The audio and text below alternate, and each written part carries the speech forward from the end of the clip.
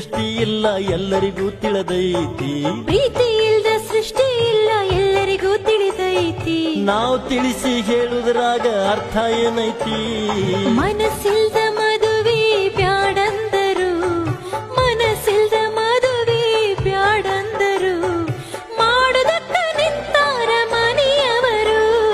ಮನಸ್ಸಿಲ್ದ ಮದುವೆ ಬ್ಯಾಡದರು.